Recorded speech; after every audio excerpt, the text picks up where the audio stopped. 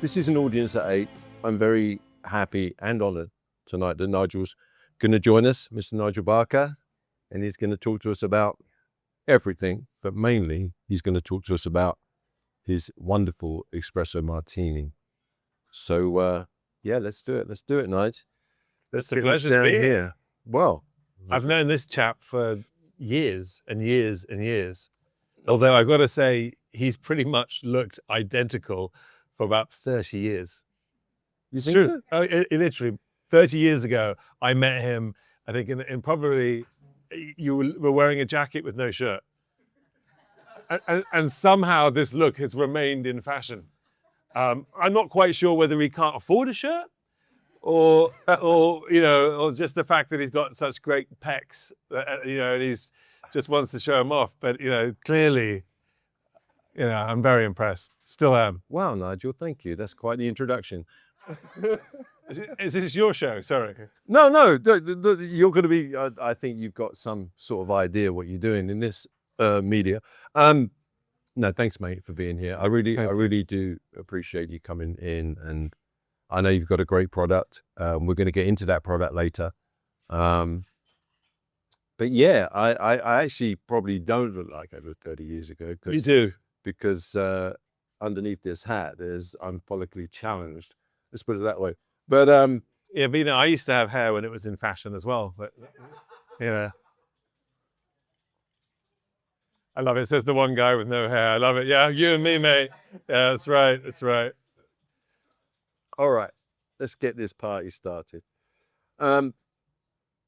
It's Nigel, I heard that. So wait a second. Gary, you have to listen to the crowd. You've got to let them speak. I mean, when they're saying how delicious it is and you just hear the murmur of talking about the espresso again. Clearly. Yeah, okay. Clearly. Right. Hold on. Listen, guys, let me have a sip of this. Let's start off with this. So let's not forget, this is a podcast. So for all of you out there who are not watching and are listening, Gary is actually drinking my espresso martini right now. Wow. Gary, describe it as it comes to your mouth. It's actually very, very good. Very good. Actually is in inverted commas. No, but I'm not saying that because you're here. It is very, very good. I said that at the bar.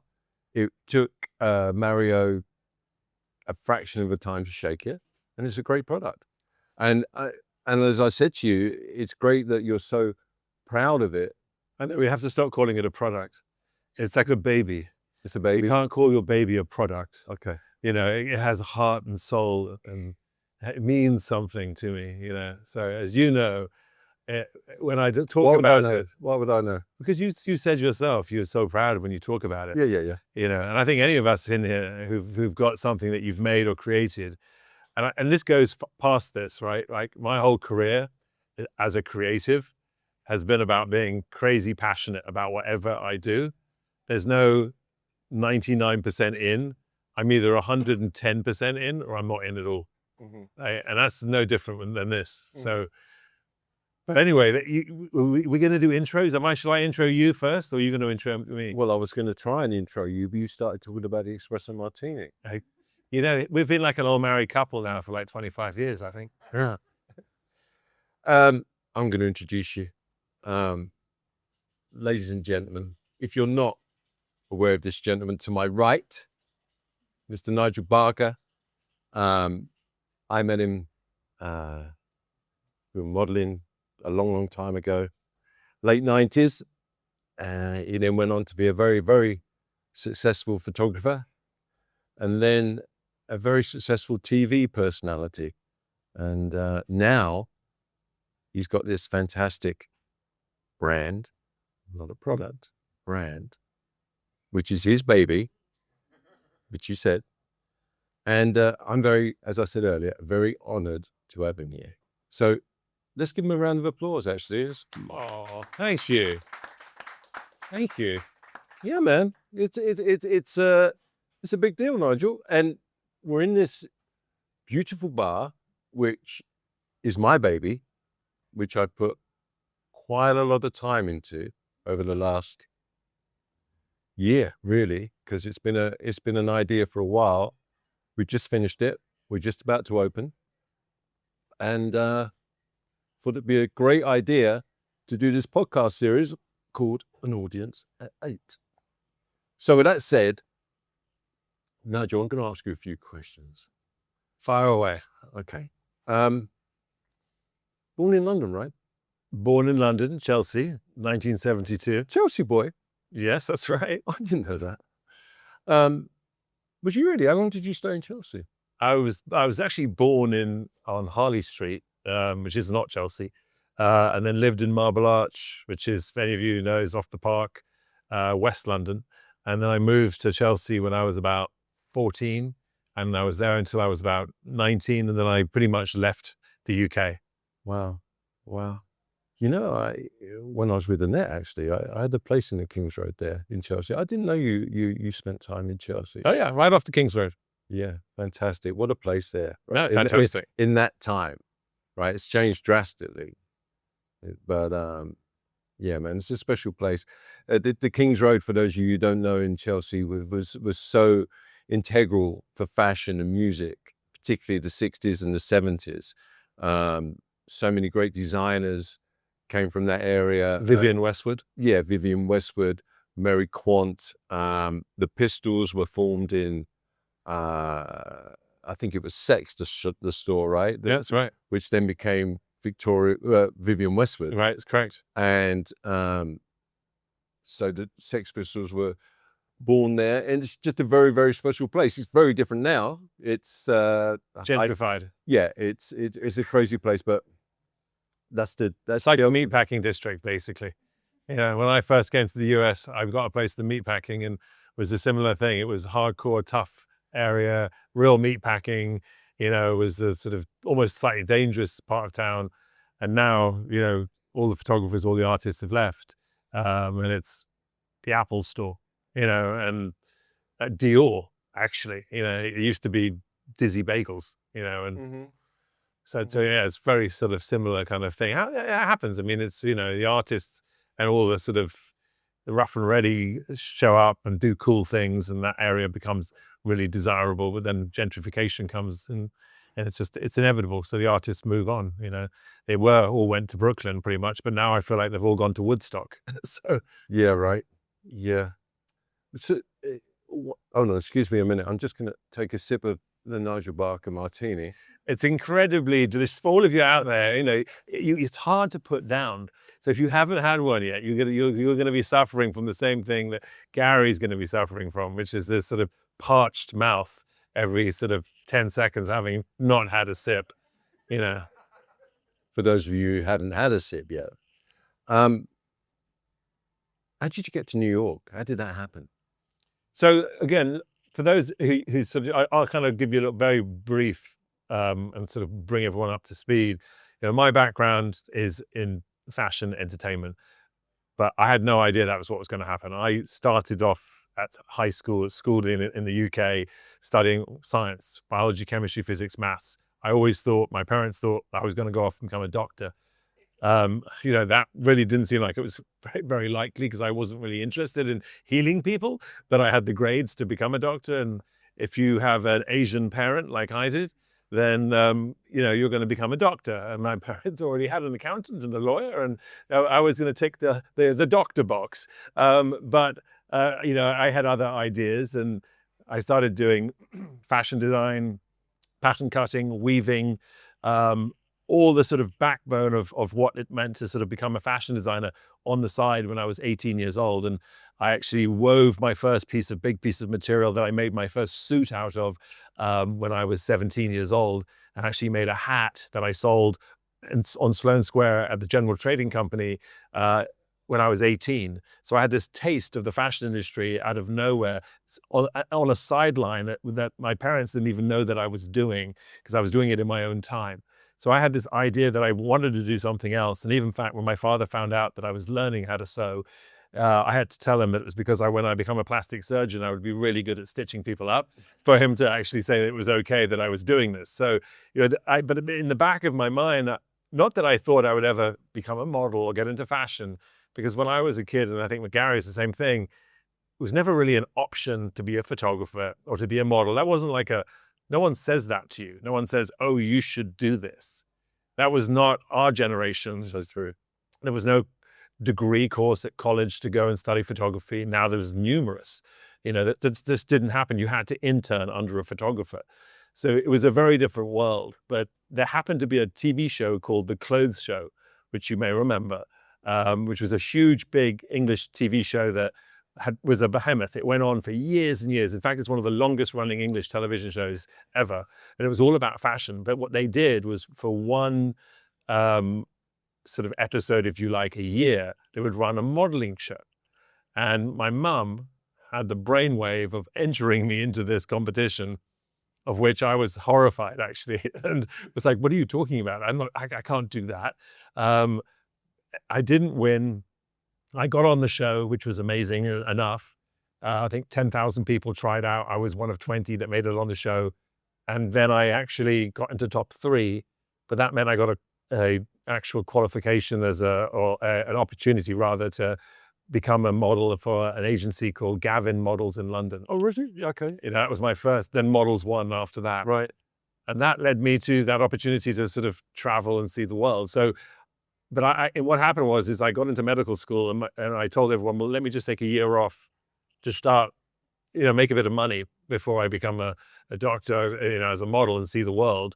This young kid is, by the way, I'm part Sri Lankan. My background is mixed. And so growing up in England was always a bit confusing as a kid in the 70s. And so I never really felt at home, and I always wanted to see the world. And I think that fashion and modeling world gave me that opportunity and that first taste of, there's another world out there outside of the UK. I could interrupt you there, Nigel, briefly. If I have a takeaway from modeling, it'd be the travel. Of course, it's great, the money's great, all that stuff. But the advantage, the way you get to travel as a model, and the places you get to see places that nobody else gets to see, right? And it's that's what my takeaway from it was, is that because before I modeled, I didn't really ever see anywhere. I hadn't really been many places, and once that opportunity opened up, that's what I miss about that life. Because it seems you live 4 different lives, right? When you look back and you see 4 different lives, and you think, how did they ever join up, right? You must look back on that time when we first met. You think, well, how did I get here? I think one of the interesting things too about the fashion industry and the modeling industry that's actually changed quite a bit is that there's a few places in the world where sort of all types of people merge. One's the barbershop, the other's church. And it seemed that in many ways, the modeling industry was one of those ones too, in large part because it wasn't about the way you sounded or necessarily about your education. It was about the way you looked. So it's very unique. So therefore, you could have someone who was potentially a lord or a lady in the UK, in other words, of sort of nobility, sort of working alongside someone who came from sort of working class, the sort of, if you like, the poorest side of the UK, Which is me. right, which you could be, but you could be side by side working for Ralph Lauren, and it had nothing to do with anything Correct. other than your look. So it was a very unique kind of industry. That's changed. The whole, if you look at what happened in the fashion industry now, you've got all the Hadids, and those are the sort of superstars, and that's very much a very different sort of side to it. That really was not the thing, because models weren't personalities when we started; they were faces. Yeah. You were a look, you were a face, you were known as. You didn't hear anyone speak until Cindy Crawford was on House of Style. That was the very first time when sort of MTV came along. But we predate that, which is the interesting thing. I mean, when we started modeling, there weren't even pages, let alone cell phones, let alone email, right? So it was a completely different world. When he traveled to the US for the first time, you were probably calling back on a Sunday and writing letters. Yeah. Yeah. I mean, yeah. He doesn't want to admit it, but that's true. No, but I mean, I started later, but I mean, He's trying to make me sound like I'm even older than he is, for God's sakes. No, but I don't think we ever had this conversation. I didn't start till I was like 32. So for me, it was, I started in 95, but you are correct in that when I started, cell phones had only really started being used. And when Annette said to me, Annette was an agent in London, by the way, that Nigel knows, and we were just talking about there. she said, "Oh, you need a cell phone." I said, "Why do I need one of them?" She said, "Well, how am I going to contact you?" So it was still very early. Anyway, And that is not just anybody. And that was a sort of legendary fashion modeling agent that ran an agency called So Damn Tough. That was the name of it, which, by the way, is his model agent. So he had his model agency was called So Damn Tough, which just in itself was hilarious. You know, I remember when I first heard it, I'm like, who would make that up? Like, such a ridiculous name. do you know the story? And then you met these guys, and they were all like Gary, shredded, wearing jackets with no shirts. And I'm like, God, these guys really are so damn tough. I would never dream of doing that. I was there with like a cravat on, you know, like, hello, darling. No, Nigel, you're so no. Where do I go from there? But actually, yeah, it's got a crazy title, but I don't want to bring it down. I don't want to bring this down, but you know how Annette got that name is that she was, before Tough, she was the owner of the I can't think of the agency now, but it was the agency that was on the Marchioness, and the Marchioness went down, remember? And a lot of those models. And when she said, "Oh, I could never go back to that," but so there was a model party. Let me just tell you a very quick story. It's quite a sad story, but we'll move on quickly after this. Annette Russell had an agency called Synchro. There you go. It was called Synchro, and there was this model party, and it was on a boat which was going down the River Thames, and this boat got rammed by another boat, and I think she lost 74 models overnight. And she was on the boat, and she survived, and she was round a table months later, and she said, "I don't know if I can carry on in this business anymore." And she was convinced to carry on and open another agency because Annette had one of those eyes, you know, she had a great eye for somebody that she felt could work in the business. And, you know, Well, I think just to add to that, she didn't just have an eye for someone who she thought could work in the business. What she did was see someone like Gary, someone like Tony Ward, people who were not conventional. That was just it. So whereas, say, maybe even me at the time might have been a more conventional look for what you might imagine, what she was brilliant about was looking and saying, this person has a unique look, vibe. And she could see that Madonna might be interested. She could see where Dolce & Gabbana might be interested. She could see what the emerging designers, that zeitgeist of what was happening. It's quite easy to go down the road of like, you know, this is what's traditionally accepted. It's a completely different thing to be a maverick and say, I see the future and it's not this, it's something else, and find someone like a Gary who might be slightly older, maybe 34, like you said, not an 18-year-old kid like I was, and see someone who's sort of tough, too, so damn tough, actually, and go, you know, these are the kinds of guys we want. We want guys. We want the sort of someone who looks almost like it might do you over if you're not lucky, you know. So it's sort of like, and I think she was very smart that way to be able to really see the future because she was right. Tony Ward, as you may remember, actually dated and appeared in multiple Madonna videos and everything else. yeah, no, Tony, I mean, Tony, if you've ever seen anything that Madonna did back then, Justify My Love was his great one with the black and white, but an iconic model. And I was just about to say that, Nigel. Yeah, Annette could pick people. I remember one occasion, I was up for the Sunday Times, and I had this book of 18 photographs, which I was really proud of. And she took 15 of them out, and she left 3. And she was sending them to Ian R. Webb, who was the editor over Times Magazine. I said, "What are you doing?" And I was really panicking. She said, "Darling, I know what I'm doing." And I booked the gig. And that's what was great about Annette. She just knew.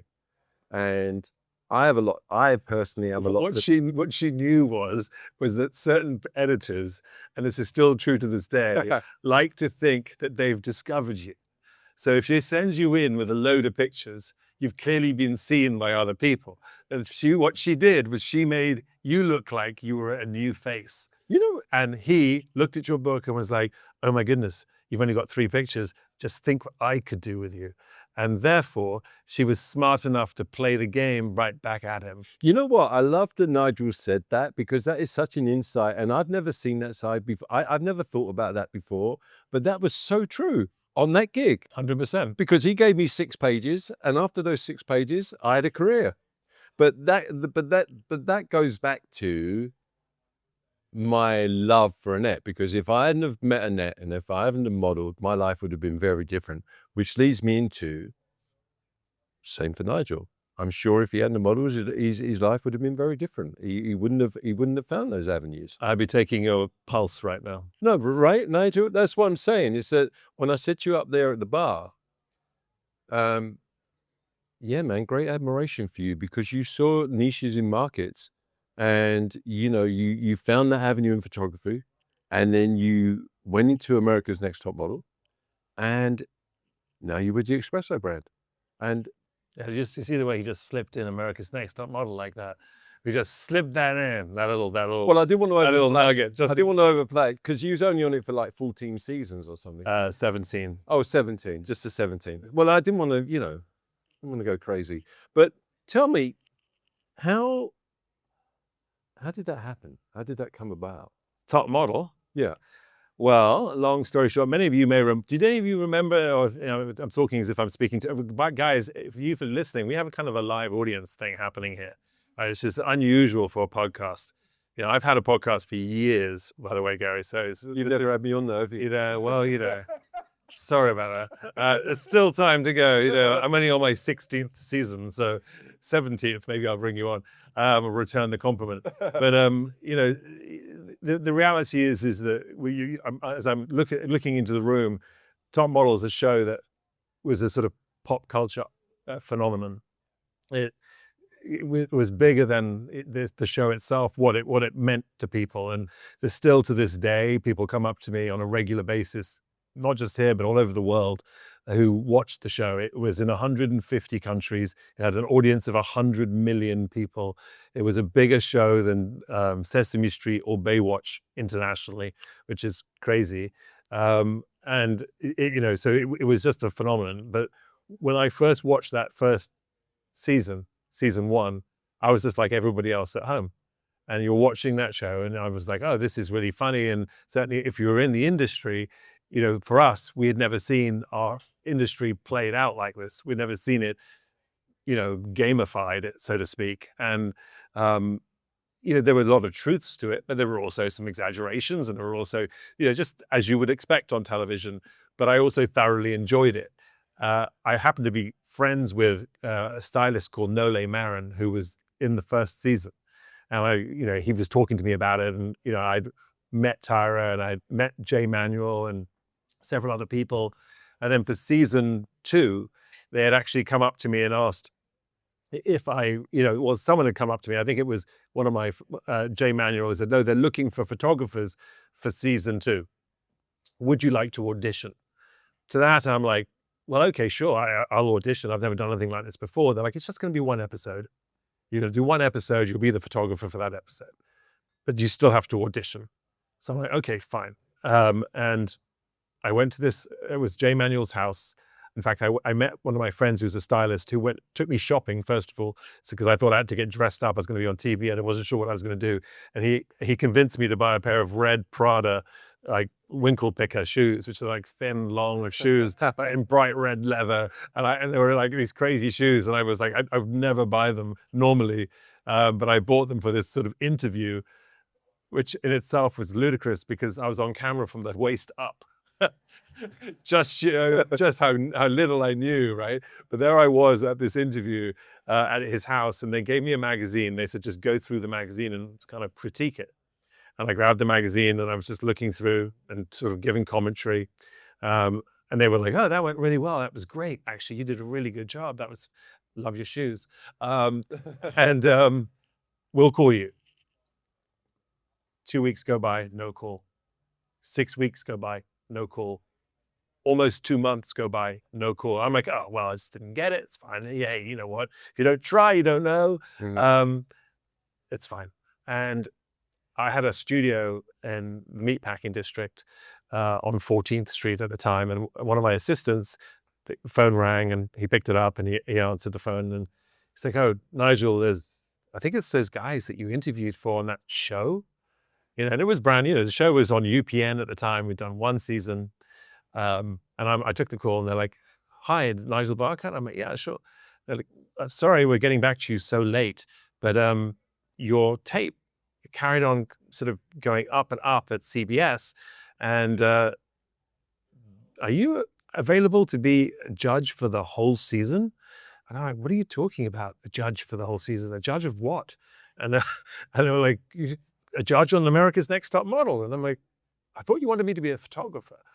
And they're like, well, and a judge. And I was like, okay. I'm like, I'm not sure. I've got. What's the money? Is what you said. What's the money? You know what? I wasn't even overly excited about the money, to be honest. What I thought was how, as a young man, as a young photographer, do I become one of the few well-known photographers in the business?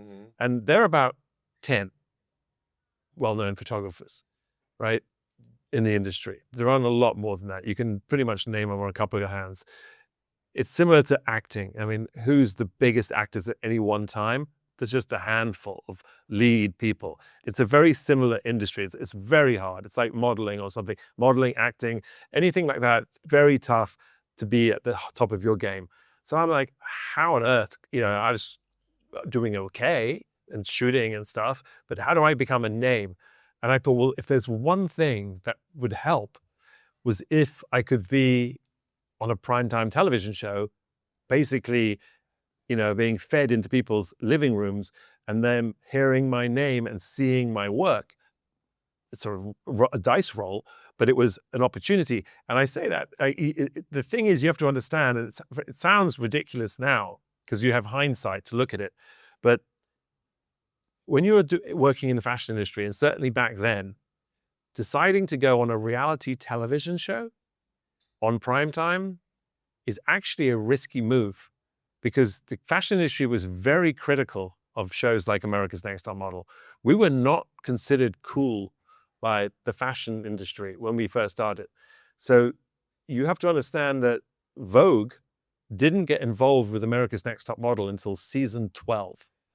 They completely missed the boat. They had no idea how successful our show would be. And, we were sponsored by Walmart and Kmart and, sort of big chains. And, the magazines were it was CoverGirl. It wasn't the sort of L'Uomo Vogue or Italian Vogue or all the cool stuff that you kind of know. We became that when our numbers became so strong and we were so big that we were doing so much better than Vogue was. Then Vogue suddenly realized, oh, we actually need you. So, it wasn't until season 12 that they put Andre Leon Talley, editor-at-large of American Vogue, became a judge, and the prize became Italian Vogue. But that was not the situation when I first joined. So again, when I first joined, it was that risk of like, do you do it or do you not do it? But I thought, well, this is an opportunity for me to see if I can create something. And I thought maybe 1 season. I had no idea it would become a cult show and we would be, basically one of the biggest shows on TV. But that must have been when you guys were in the office and you seeing it, the ratings go up and up. And that must have been a great feeling in amongst the production team, right? I mean, because the odds were stacked. Yeah, because the odds were stacked against you, and you say Andre comes in and blah blah blah, and then it just goes and goes and goes. I'll tell you a funny story. You were just sorry to interrupt you, but you were in it longer than anybody else, right, Nigel? I'm the longest standing judge on America's Next Top Model other than Tyra Banks. Yeah, there you go. So yeah, you must have a pretty good idea what you're doing. I think I lucked myself into a lot of things, in many ways. But quite photogenic as well. Look good on camera. Well, thank you, darling. One of the things that was just, I always take everything with a pinch of salt at the end of the day. But one of the things it showed how iconic the show had become. There was a magazine called American Photo Magazine. It's one of the oldest, most classic photography magazines in the world. And it's the longest standing running magazine in the US, over 100 years. And they have for years run a who's like the sort of top 10 photographers list. And it's voted by the public. And what they've historically done is they would put together a list of, say, 100 photographers, or maybe less, 50 or so, and people would mark their favorite photographer. Out of nowhere, 2004, first year after America's Next Top Model had aired, and I had done one season, I got a call from American Photo, and they were like, hi, this is the editor at large. Just want to let you know that you're in our list of top photographers this year for the first time. And I'm like, oh, that's amazing. What an honor. And they're like, yeah, it's kind of interesting. I say, well, how did I do? And they're like, well, you came in number 1. Oh, wow. And I was like, really? I was like, what? What are you talking about? I said, how did this even happen? And the guy was like, well, to be honest, I have no idea. And I was like, what do you mean? What, tell me this story. And he's like, well, I'll tell you exactly what happened. And it's so interesting. We want to run a story on it. The fact that this happened. Because what happened was an intern they hired was given the job of just running this contest. It was a pretty simple thing. Here are the list of photographers. We have the same list of photographers every year. We don't really add anyone new. The public votes. And she looked at the list. And she was like 19. And she looked at the list and she was like, there's someone missing from this list. Why haven't they got Nigel Barker from America's Next Top Model on this list? They've got Eddie Leibovitz, whoever that is. Stephen Meisel, I've never heard of him. His stuff looks weird. So on and so forth. Someone called Ansel Adams. The list goes on. And she was like, well, I got to add this guy, Nigel Barker, from my favorite show. And she put my name in the list and didn't tell anyone. And it just slipped under the radar.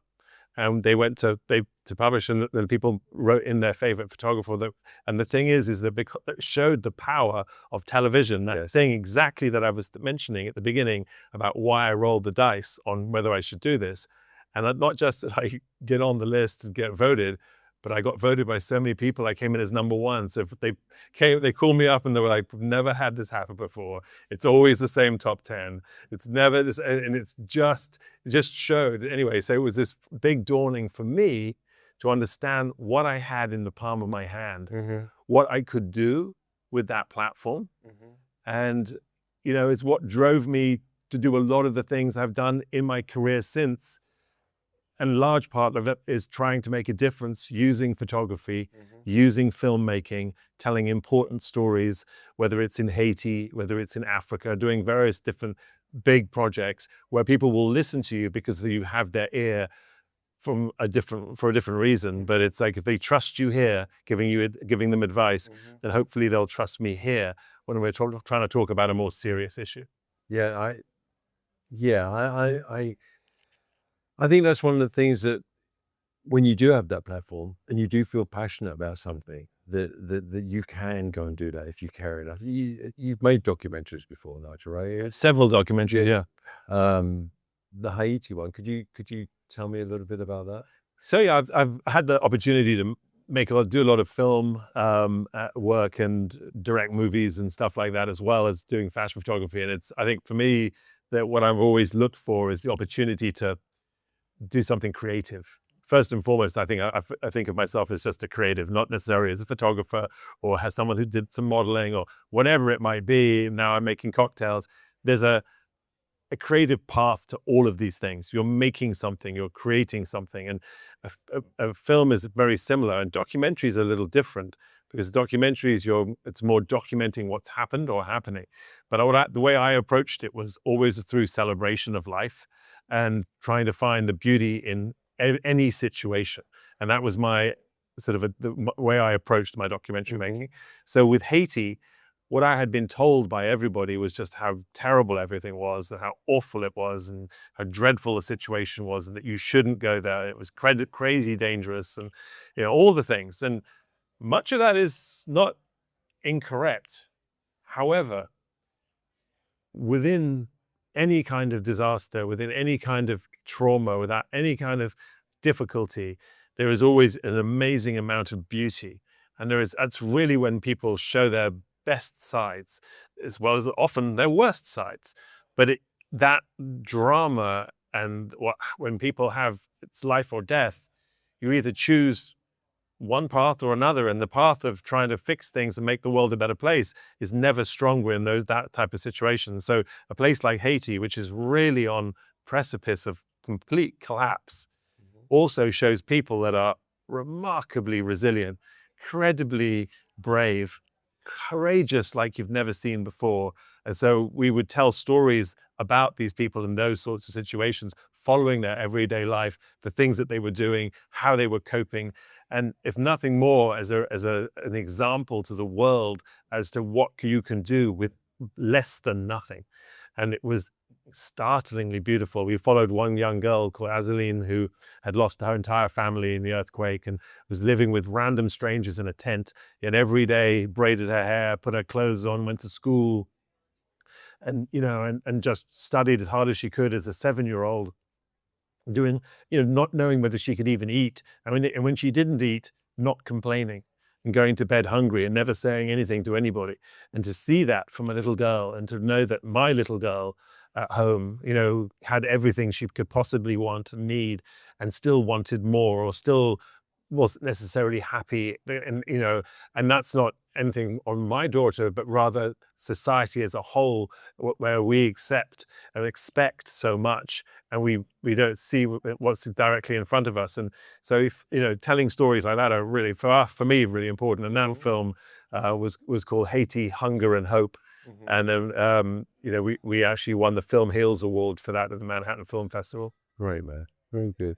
I think that's great when you have a platform to be able to use it. I think that's very good. The cocktail program you did, The Shaken and Stirred show. Shaken and Stirred, was that running at the same time as Top Model, or did you run it after? Or no, so Top Model I started in 2003, and then that ran until 2012, 13. So about over a decade, around a decade. I then did a show called The Face with Naomi Campbell for a couple of years on NBC. I was the host, and it was supermodel teams. Who thinks of these ideas, right? Supermodel teams of supermodels sparring against one another. And somehow I got to host it. I'd come home really tired from work, and I'd complain to my wife of how tired I was. And she'd look at me and she goes, wait a second, you work with Naomi Campbell, Coco Rocha, Anne V, or whoever, Carolina Kokova. Don't tell me that you're tired about these, because you've had supermodels pulling on your arm all night long. I was just about to say, the way you said, I did this with Naomi Campbell. It's just the way you said it. Naomi Campbell is probably the best known model ever, right? I mean, really. I tried what I could to help her with her career, but if any of you, if you've ever seen Naomi Campbell walk a catwalk, if you're ever gonna show anybody how to walk a catwalk, female, you just have to watch a few clips, and she's the ultimate. Like, nobody walked a catwalk or will ever walk a catwalk like Naomi Campbell.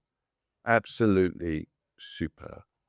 Right there and then. It's just that, I'm sure she was walking at age 6 months. No, but she's superb, right? Joking aside, I mean, I feel like I'm on an episode of Zoolander right now. No one walks better than Naomi Campbell. You're quite right, though. She is someone who naturally has like a fan in her hair at all times. I remember I was 18 years old. I was in Paris at the Louvre during Paris Fashion Week. I had been selected as a model, one of just 4 male models to walk in Women's Fashion Week for Chanel.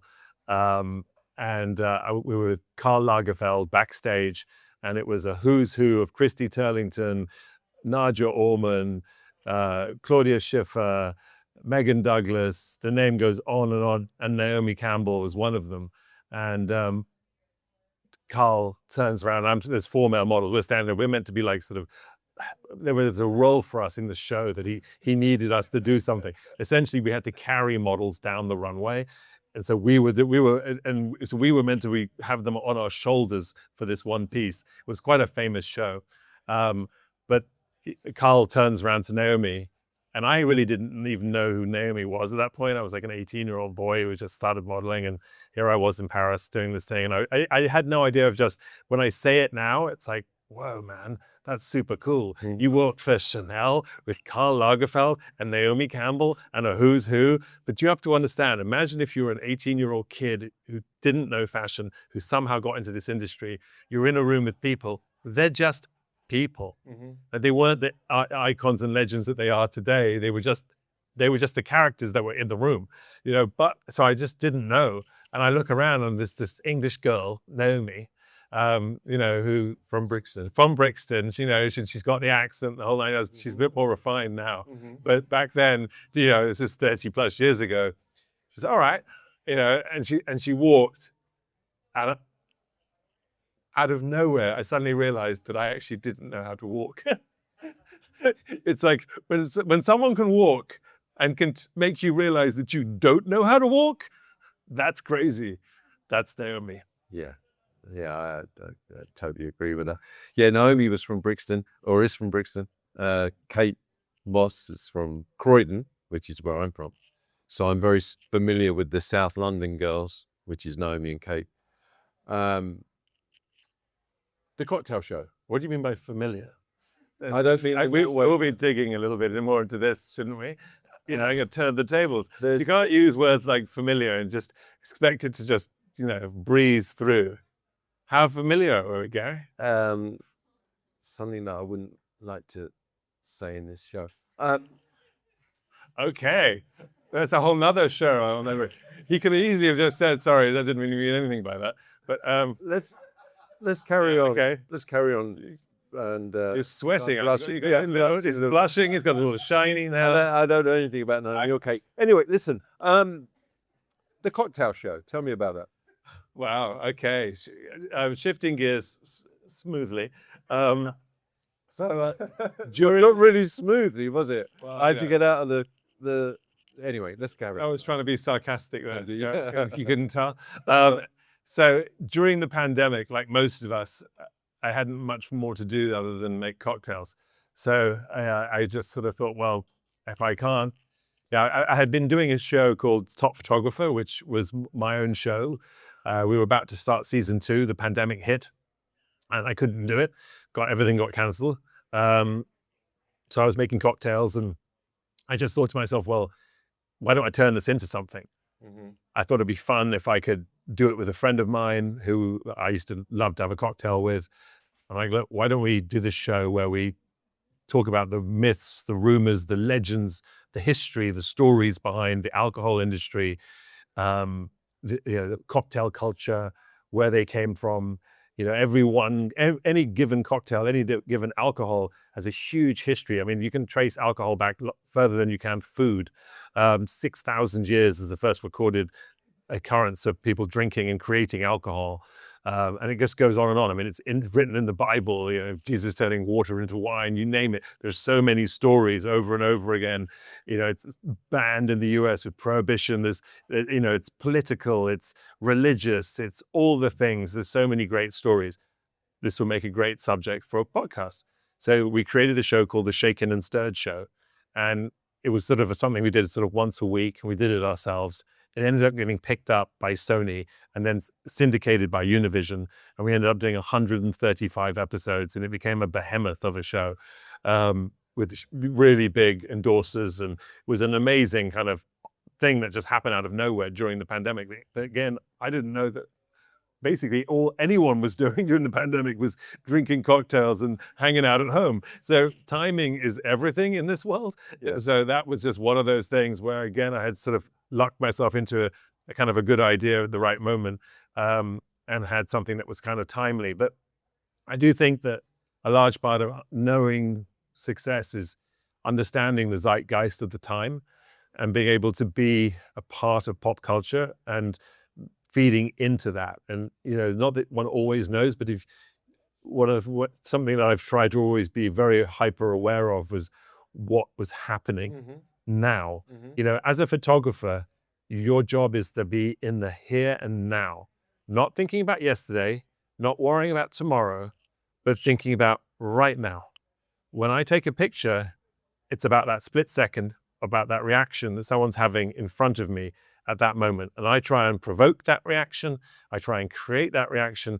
I don't just let it happen. I try and make it. But as a result of that, you have to be really present. That presence helps you also analyze the situation around you in any given moment. And so I think it helps you be hyper aware. And, the show was very clear of the success of certain cocktails. The espresso martini, even back then, 5 years ago, We're going to get to the espresso martini. was very successful. No, we're going to get there. This is leading me in. But you just touched on a point which I'd like to ask you about, Nigel. Not many ex-successful models make successful photographers, right? I mean, I'm and this is off the top of my head because I don't really follow it much. But Jack Guy probably does okay, right? He shoots well. And the reason I'm saying that is because you were talking about the performance just now. And I think that when you've been this side of the camera, you have got half an idea how to get a performance out of your subject, right? But very few transition into being successful photographers, unlike great soccer players, for instance, who go on to be successful coaches, right? Because you know the other side of it. And again, when you were talking about photography and knowing because for me, if you've got a subject in front of you, they've got the performance within them, but you have to find that button, right? Because different people are triggered by different things, right? So sometimes people are going to warm up within 5 minutes, and sometimes it might take half an hour, 45 minutes, correct? Absolutely. I mean, I think it's similar to actors who become directors. It's not a direct path from one to the other. It does happen. There are plenty of actors who have gone on to be well-known directors, but it isn't necessarily normal. I think one of the parts of that is the fact that if you are talent, as in you're the actor, you're the model, you often can't give it up. And so there can be a competitive nature to you, and you have to give it up. You have to be able to go, I'm no longer the talent. I'm now the director. I'm now the photographer, and that's okay. Not just okay. That's my job. That's what I'm doing. And people often find that hard. So I think it is a sort of competitive nature that stops or pulls people back. I mean, when I started and I ended modeling and I started taking pictures, first thing I did was shave my head. And I literally was like, gone with the past. Here's the future. And I wanted to completely change what I looked like, who I was, everything. And that for me was an important. You can't make that jump because it's too easy. People are trying to give you one more job, and you have to say no to the money, to the job. That's a great point. And you have to say no. I'm not doing that anymore. I'm a photographer now, or I'm a director. I'm on the other side. I'm changing what I'm doing, and it's too easy to keep one foot in both, and you can't. You have in order to be taken seriously, you have to stop one completely and start the other. So it's tough for people to do that. And I think with football, it's different. Jack didn't do it, did he, either? Well, no, he still models. Jack, yeah, that's what I'm saying. So Jack never really, it was hard, and it's hard to do that because the problem being is that when you have your subject in front of you, they're the star. But if you're also modeling, are you the star too? Right. And so that's a problem. And so for me too, even though I might be famous from a television show or whatever, whenever I shoot, whoever I'm shooting, or wherever I'm shooting them, they're the star. The place is the star. I'm just a photographer. And it's very important that they realize that. But don't you feel, because of that sometimes does your subject get intimidated? Well, my job is to make sure that they sort of, not that they don't, but that it doesn't necessarily impact their performance. Right. So the thing about photography is you don't have to have someone be happy to take a good picture, right? In order to get a good picture, the person has to react. Right. It's a reaction that you're after. Mm-hmm. So a great picture could have someone be completely nervous around you. That's also fine. They could be incredibly awkward around you. That's also fine. What you want them to be is real. The realness is what makes the camera react. If you can feel the authenticity in their performance, you'll believe them and you'll like the reaction. You'll like what you get.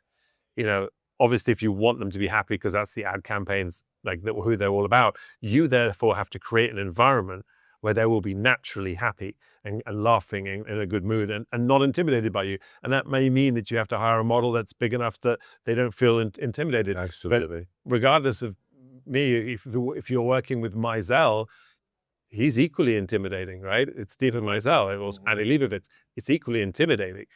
You know, yet somehow they manage to get out of their subject what they need because they're very good at being either using that intimidation to get what they want, or they create an environment where that person therefore feels comfortable enough to be able to react and perform. Right.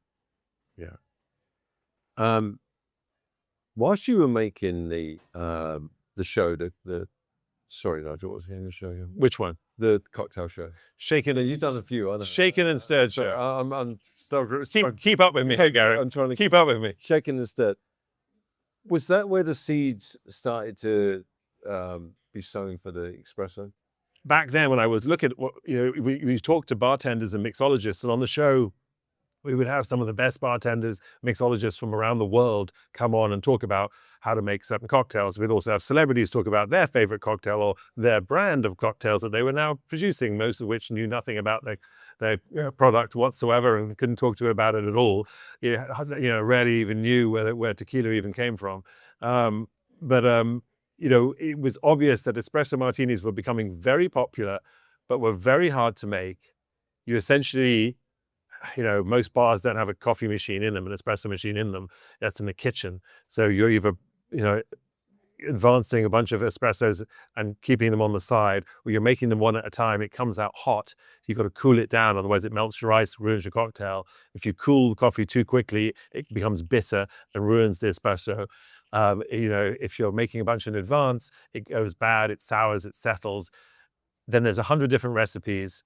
You have to be a barista and a bartender. Most are sort of either one or the other, but definitely not both. So there were a lot of complications around this particular cocktail. And then when I looked at all the ones out there that were pre-made, that were already being, by the big brands, they were either too sweet, too bitter, fake tasting, no head, all the things that were gross about them. And I thought, well, there's a gap in the market.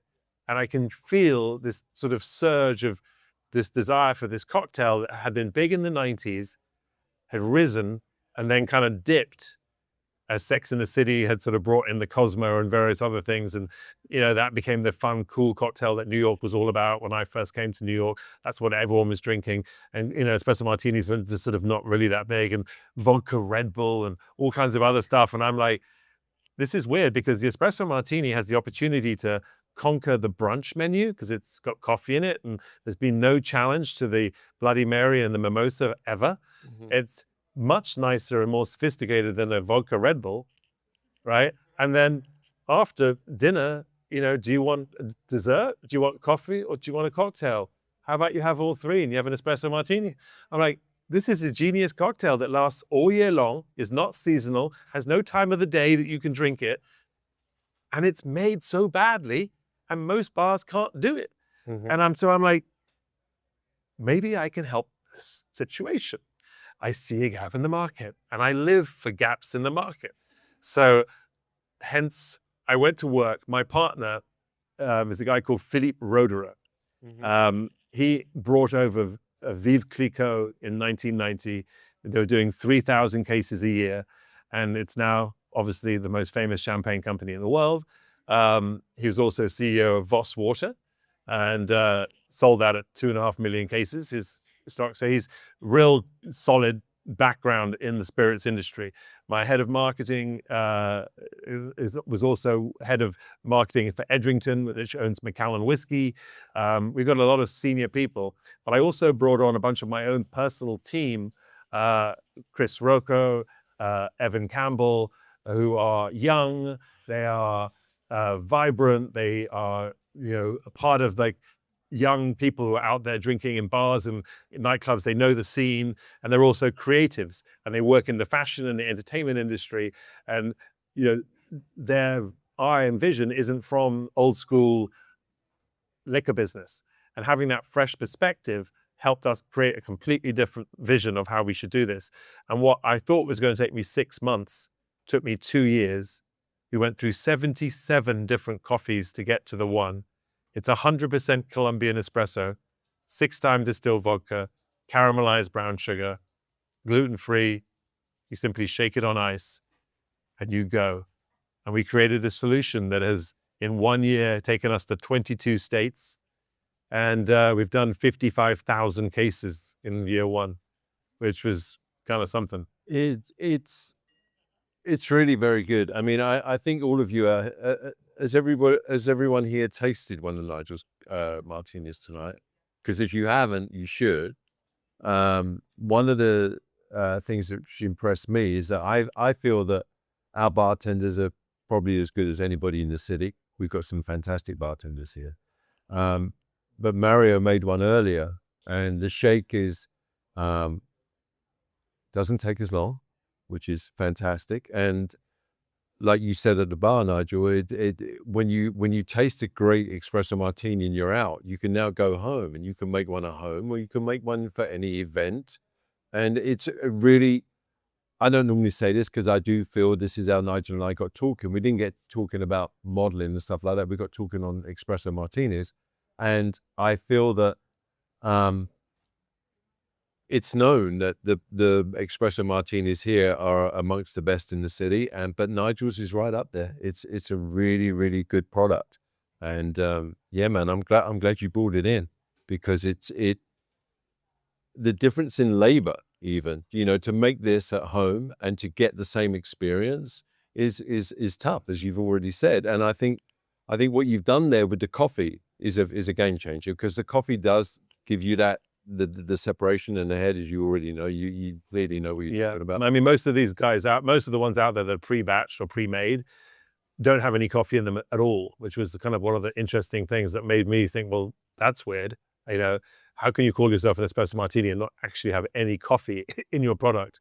But that is a fact. So, look at the ingredients when you buy something that's pre-made, or quite frankly, anything these days, to see what it has in it. And that was something that drew us to make this happen. And then we created a cappuccino martini as well, which it really is for all those people out there who love to put a shot of Bailey's in their espresso martini and make the creamy version.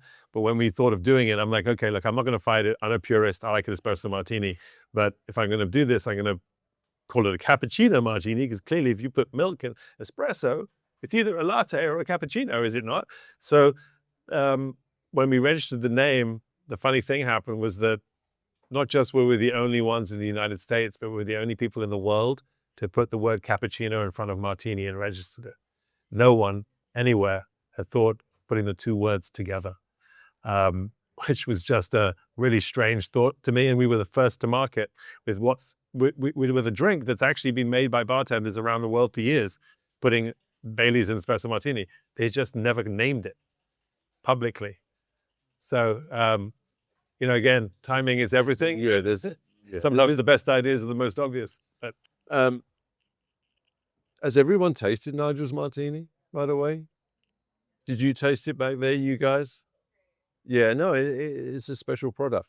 So yeah, we're gonna drink some more, Nigel. I think I've really.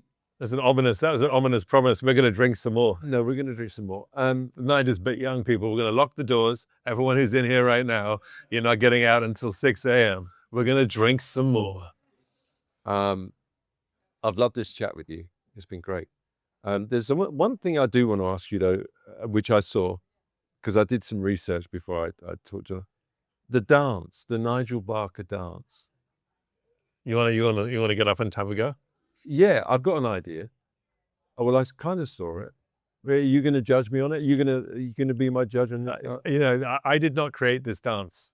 But how did it come? How did you actually ever do this dance? No, I've never done this dance in my life. It was a viral thing that happened. Somebody basically got up, a fan type decided to do a dance, call it the Nigel Barker dance. And for some out of nowhere, it was when TikTok was first taken off. People started doing this dance everywhere and calling it "Do the Nigel Barker," and it became a thing one summer. And everybody everywhere was doing this dance. What summer was that? I think it was about 5-6 years ago or so. Anyway, right before the pandemic. There's a drink here in this bar and in the front bar called the Grumpy British Manager, which is obviously after me. And yeah, sometimes I can be grumpy, but generally I'm not. He's just English. I'm just English, yeah. But then when I saw this information about Nigel out there, I just thought I've got to ask Nigel about this, the Nigel Barker dance. So you want me to have a go of it? I mean, this is a podcast, so for all of you out there just listening, we're just gonna. I know, but it's a podcast, right? So podcast by definition is to be listened to, not watched. Otherwise, we call this a TV show, right? Gary, it's a slight different thing. I know you can watch it. Okay, So if you are listening to it, go watch it, or just listen to us giggle. Describe it to me. Describe it to me. How would you say the movements are? Again, it's not my dance. Oh, right. Okay. So as I understand it, it's like you're pumping the arms and you're moving the legs, correct? And the hips. And the hips. Yeah, I'm going to leave it, I think. But yeah, I'm not going to put myself in that position. Nigel, it's been a real pleasure, man. We're going to go and have some drinks. And That's we're going it, to do guys. this. Okay. I can't wait. Thank you very much for having me. Appreciate Appreciate it. Thanks very much. Cheers, Maggie.